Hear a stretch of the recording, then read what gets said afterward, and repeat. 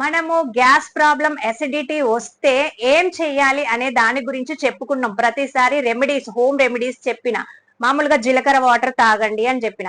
అసలు అసిడిటీ రాకుండానే కాపాడుకుంటే అయిపోతుంది కదా మన బాడీని. ఎలా కాపాడుకోవాలి, మరి ఎందుకు వస్తుంది అంటే ఈ వీడియో స్కిప్ చేయకుండా చూడండి. మామూలుగా మనం బాగా స్ట్రెస్ అయినా గానీ అసిడిటీ వస్తుంది, గ్యాస్ ఫామ్ అవుతుంది. ఇది కొత్తగా అనుకోకండి. స్ట్రెస్ అయినప్పుడు ఏంటంటే డైజెషన్ అనేది కాదు, డైజెషన్ కాకపోవడం వల్ల పొట్ట ఉబ్బినట్టుగా అయిపోయి ఫ్లోటింగ్ లాగా అయిపోతా ఉంటది. ఆ ఎసిడిటీ అనేది, ఆ ఆమ్లత్వం అనేది తేన్పుల్ లాగా పొట్టలో నుండి గొంతులోకి వస్తా ఉంటది. అలాగే ఆనియన్స్ కూడా డైరెక్ట్ గా తినొద్దు. డైరెక్ట్ గా ఆనియన్స్ తింటే అందులో సల్ఫర్ ఉంటది కదా, సల్ఫర్ కు ఆమ్లత్వం ఎక్కువ కదా. మరి అలాంటప్పుడు ఎంత ఎసిడిటీ ఫామ్ కావాలి మనకి, ఎంత గ్యాస్ ఫామ్ అవుతుంది. అలా చేయకుండా మీరు స్ట్రెస్ అవ్వద్దు, జంక్ ఫుడ్ తినొద్దు, హై ఫ్యాట్ ఉన్న ఫుడ్స్ తినొద్దు, ఆనియన్స్ తినొద్దు, మెయిన్ గా అస్సలు స్ట్రెస్ అవ్వద్దు. ఎక్సర్సైజ్ అనేది కంపల్సరీ.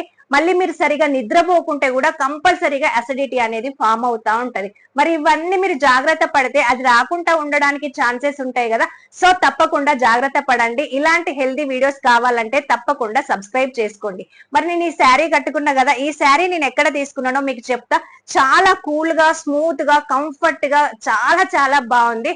300 నుండి మొదలు పెడితే 5000, 50,000 వరకు కూడా సూపర్ సూపర్ శారీస్ ఉన్నాయి. హోల్సేల్ ధరలే, క్వాలిటీ మాత్రం చాలా సూపర్. బయట 1+1 అలా కాదు, అక్కడ క్వాలిటీ అనేది బాగుండదు. బట్ ఈ కళా శారీ హౌస్ లో మాత్రం చాలా బాగున్నాయి. ఒక్కసారి గనక మీరు వెళ్ళి చూడండి, మీకే అర్థమవుతుంది. సో తప్పకుండా ట్రై చేయండి.